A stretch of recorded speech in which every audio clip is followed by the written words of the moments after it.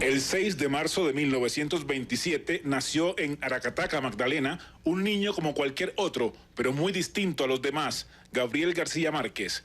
Aracataca es un pequeño municipio en el norte de Colombia que muchos confunden o asimilan con Macondo, un pueblo creado en la inagotable imaginación de Gabo o Gabito, como lo apodaron sus padres y amigos desde la infancia. Allí transcurrieron muchas de sus historias y obras literarias más conocidas, entre ellas la que le dio el reconocimiento mundial, 100 años de soledad. A García Márquez siempre le gustó que lo reconocieran y lo recordaran como el hijo del telegrafista de Aracataca, lo que revela en parte su carácter, humildad y grandeza. Sus padres, Gabriel Eligio García Márquez y su madre, Luisa Santiago Márquez, lo dejaron desde muy niño al cuidado de su abuelo, el coronel Nicolás Márquez, y su esposa Tranquilina Iguarán. El veterano de guerra fue uno de los primeros en despertar en Gabo la pasión por las historias, los cuentos, el periodismo y la literatura. Doña Tranquilina Iguarán tenía dificultades visuales, pero las maravillosas historias, fábulas y leyendas que le contaba a su nieto, muchas de ellas imaginarias, inspiraron gran parte de la obra del más universal de los autores colombianos. La infancia de Gabriel García Márquez transcurrió en la costa norte, en el Caribe colombiano, en medio de las necesidades propias de una familia de escasos recursos que hizo todo lo posible por brindarle una buena educación.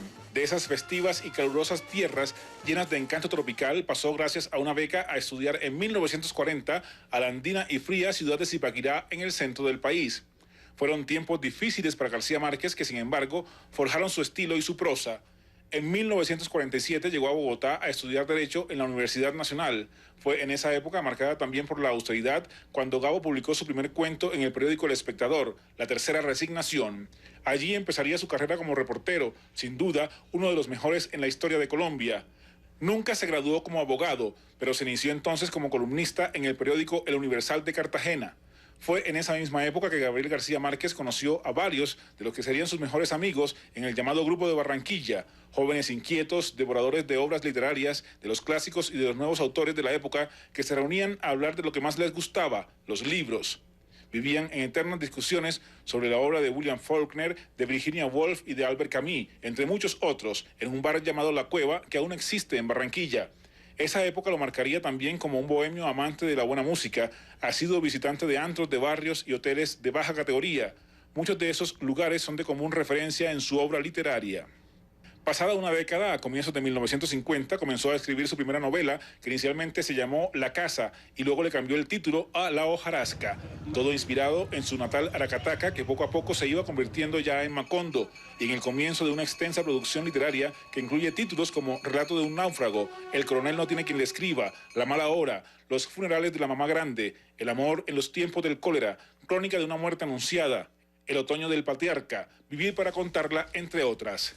Pero Gabo realmente llegó a su cúspide en 1967 con 100 años de soledad, su obra maestra traducida a 30 idiomas y de la que se han vendido más de 50 millones de ejemplares. En 2007, durante un homenaje de la Real Academia de la Lengua, García Márquez leyó el primer párrafo de su novela y contó una anécdota sobre cómo la escribió.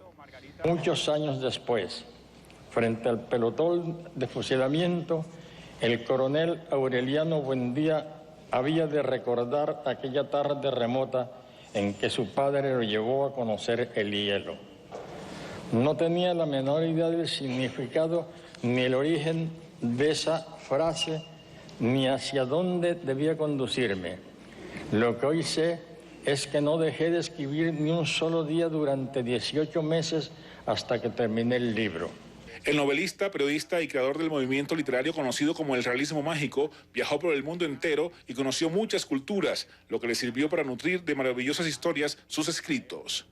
La narración de hechos históricos, de costumbres y la descripción de nuestra manera de ser tomaron en 100 años de soledad una dimensión épica. La obra de García Márquez nació porque existe el gran pueblo de Colombia que inspiró su creación y porque existe el entorno cultural que proveyó las bases de esa excelencia estilística que asombra al mundo. García Márquez recibió el Nobel de Literatura en 1982 en Estocolmo, Suecia, un acontecimiento que se convirtió en uno de los momentos más sublimes de la historia reciente de Colombia.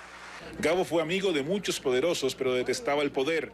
Su relación cercana al líder cubano Fidel Castro le valió muchas críticas, pero también fue cercano a los presidentes de las últimas 6 décadas en Colombia, de expresidentes de Estados Unidos y de América Latina, de reyes y empresarios, pero en especial fue amigo de sus colegas novelistas. Fue notoria su cercanía con el mexicano Carlos Fuentes y también sus desencuentros con el escritor peruano Mario Vargas Llosa, que no pasaron del plano literario.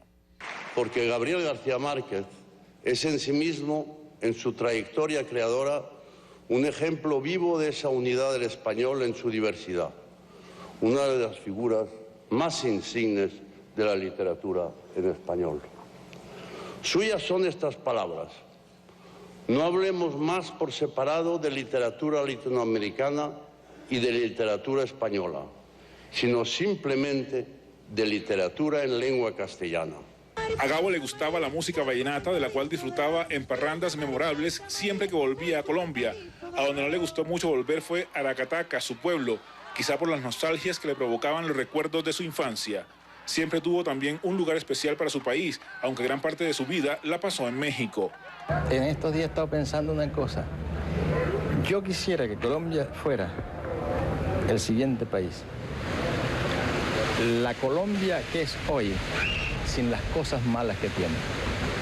Gabriel García Márquez fue un hombre de pocas entrevistas. En 2004, Gabo publicó su última obra, Memoria de mis putas tristes. Ya el peso de los años y enfermedades propias de su edad le impidieron seguir publicando novelas.